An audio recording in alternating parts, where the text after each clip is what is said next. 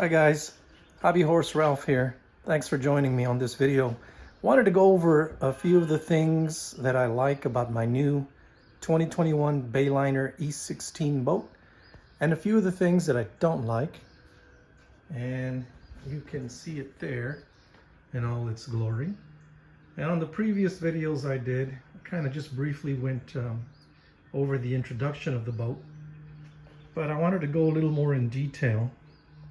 So this is the Element, the Bayliner E16 2021. It will accommodate 6 people. And there's plenty of seating, and that's one of the things that I do like. And plenty of room on board. Just do a quick walk around. And it's got the snaps already in there for the cover, which came with the boat. And by the way, and they go all the way around and completely cover the boat, which I don't know when I will use that. But that's one of the things that I don't like, is that if you go onto the Bayliner website, of course, you can kind of build your own boat at a lower cost. But when you, in my case, when I went to the dealership to look at it, they only had it in certain configurations. And for example, they didn't have a 50 horsepower motor. They only had a 75, which is fine because that's what I wanted anyway. Because everything I've read and heard about these boats is that you want to go with at least a 75. Well, I guess that's the biggest motor you can go with on the E16. But you want to do that as opposed to going with the 50 horsepower. If you're planning on doing any pulling at all, wakeboarding, skis. Now, if you're just going to use it for fishing and going out for a cruise on the lake, then the 50 might work well for you. But I would recommend myself going with the 75 horsepower. So you've got the 2 seats up in the front, and there's actually a seat that goes in the center as well. I take it out so that when we get on the boat, you don't have to step on that seat cushion, and also provides me easy access to my anchor and bumpers and everything else that I have. And I'll show you that, ropes and everything else. So again, one of the things that I don't like is that when you look at them online, it shows you a very inexpensive cost. But by the time you add some of the things that you either do want or don't want, depending on what the dealer has in stock, the price goes up considerably. So I purchased this in Houston, Texas for about $22,800.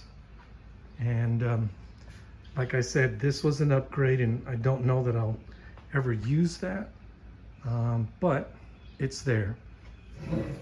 The 75 horsepower was also an upgrade, but as I said, that I'm happy with. It also came obviously with the that you see here, the bimini top. That's also an upgrade. And so it's got a couple of seats back here. It's got the center cushion, although I have it flipped upside down. Again, mainly so that when you get on the boat, you can step on it. And we just took it out for the first time on the lake, and I'll upload that video later on. So the flooring's a little bit dirty. I may upgrade later on and get some type of flooring mats in here, either the customized ones for this boat or something else. But this is the back of the boat. You've got seating on both sides. You've got the battery located here under the seat. 12-gallon gas tank located here. And then the 2 seats, as I said, this one's upside down. And then underneath, I've got a little ice chest cooler. Plenty of grab handles at the back of the boat, including on the platforms there, the swim platforms. And then you have, now one of the things I don't like about the boat is if you take this cushion out, that backrest, you sit a little too far back from the boat. With it on there, it's very comfortable though. You can see the gauge clusters, not really a cluster, it's just a speedometer, which is not 100% accurate. At least it wasn't for me. As I said, I've only taken it once out on the lake, just this past weekend to try it out. and I noticed that it would lag a little bit on the speedometer. It did seem to do better the faster I went, but at slow speeds, it really didn't register. And I just did a video on adding the depth fish finder, if you want to check that out. It doesn't have much storage underneath, just enough space to put your feet. You really don't need it. Again, as I said, excuse the flooring. I haven't cleaned the boat from when we came back this past weekend. Got a couple of seats on this side, a couple of drink holders, again, more grab handles there. And you've got nice seating on this side. There you go.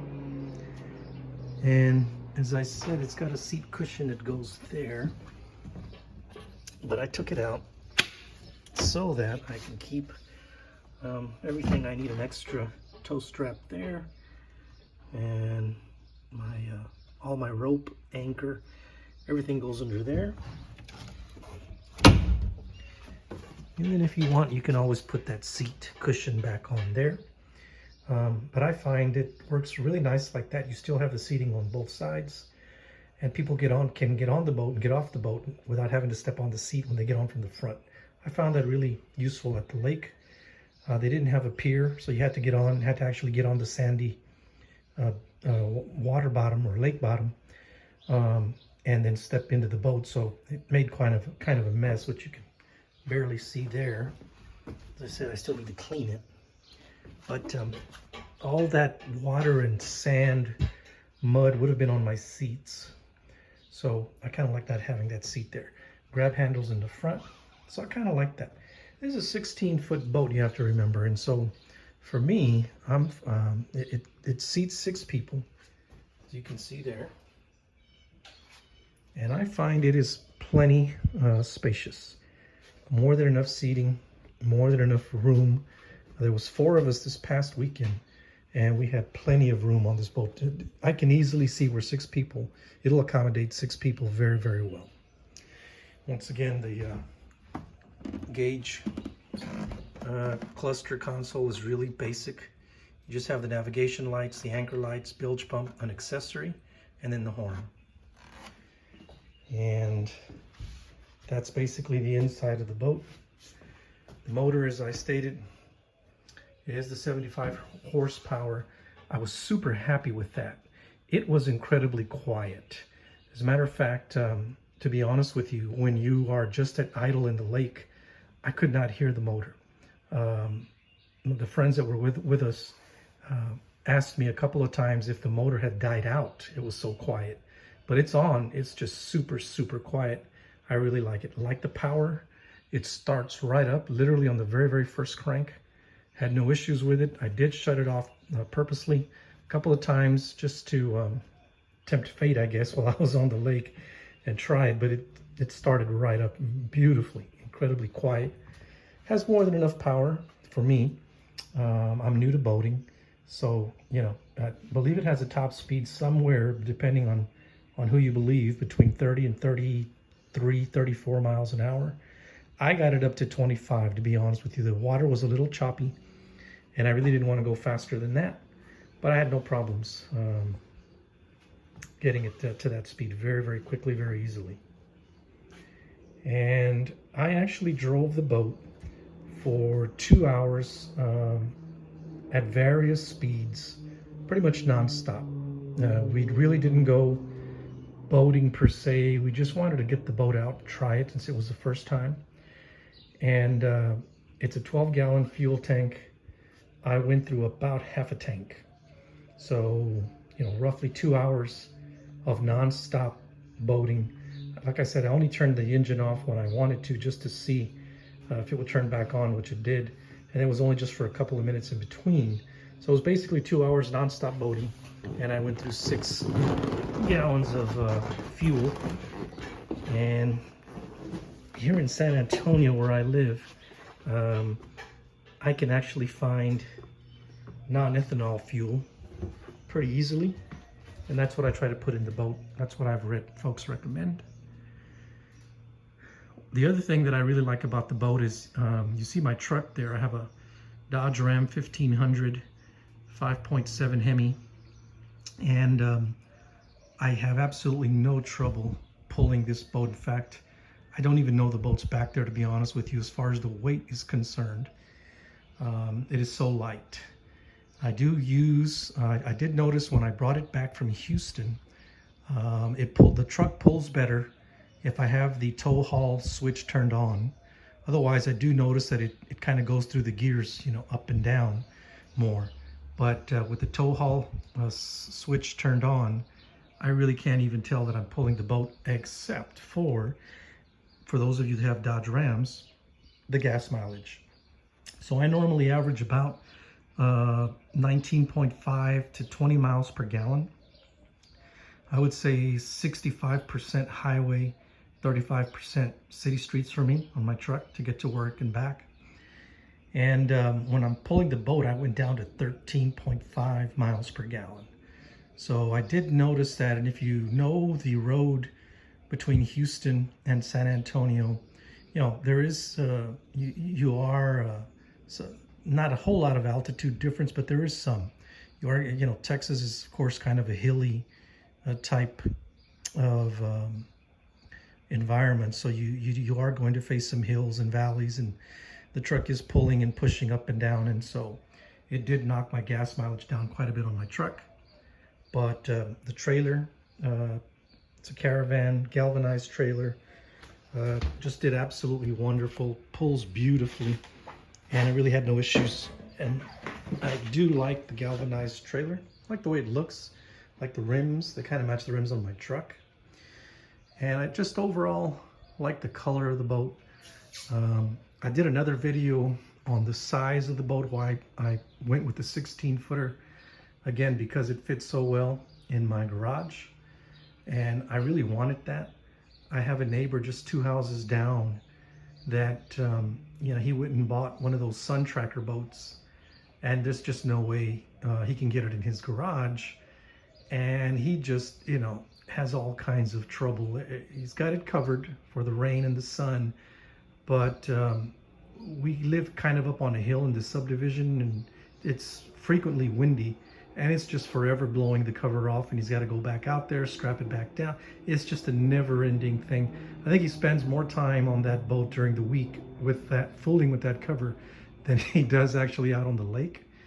And so one of the things he told me before I bought my boat was, he said, it's just so much easier to buy a boat that fits in your garage. And he was right. And I was kind of looking in that direction anyway, but I'm glad I did, because honestly, I just pulled my boat out to get to the lake, bring it back, put it in the garage. I did, this weekend after I used it, I did wash it down with some clean water, and washed and dried it. And I also, if you're not aware, you also have a plug there that you can take out next to the trim and attach it to your water hose, so that you can rinse the inside the motor as well. And that's a really, really neat function. Even though I didn't take it on salt water, I still did that. And so just ran some clean water through it for about 15 minutes. So again, this is my Bayliner E16 2021. Does have the bimini top. I did not get the radio. I'm gonna work on that later. I was pretty much all in on the boat and what I paid for it. And so I didn't, purposely get a lot of options. But I do want to add a radio to it. I did add, as I stated before, I do have another video where I did add the fish finder. That was a moderate cost, paid less than $150 for Piranha Max 40i. And I'll do a video on that as well, since we got it out on the lake. And if you have any questions, please feel free to drop me a note. If you like the video, give me a thumbs up. If you don't like it, just go on to the next video. And if you have any questions about the boat, by all means, let me know. About a month into ownership, I'll tell you what I can about it. But absolutely, so far, absolutely love the boat. And this is the back of the boat. Try to get you a good shot of the motor.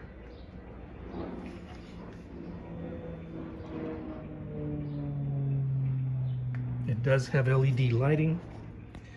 Trailer performed really well. Had no troubles launching the boat. And like I said, it's a really light boat, short and stout. And I went to Corpus Christi Lake State Park, and one of the boat ramps was closed because of low water. And that's one of the things where we've got drought situations in Texas. But having a smaller boat, lighter boat, is easier to launch. And so I had absolutely no trouble launching the boat or recovering the boat. And we just had a great time with it. So again, if you have any questions, feel free to let me know. Those are the main things that I like about the boat, and a couple of things that I'm not too crazy about the boat. And it depends who you ask. Some people say that Bayliner is just the greatest thing to come along since sliced bread. Other people say, well, Bayliner just sucks. I mean, it just depends who you ask, what their experience has been. But some of the people that I've heard from or spoken with, they didn't get a new boat. They had a used boat that they got, maybe the second, third owner. And, a lot of that depends on how it was maintained and serviced and cared for. And, two people that have had Bayliners, not necessarily the Element, but Bayliners, both had really good experiences, but in both cases, they were brand new boats. And so, again, I can only go by my experience so far, but this boat has performed really, really well. Have any questions, give me a call or drop me a note, and we'll see you on the next project.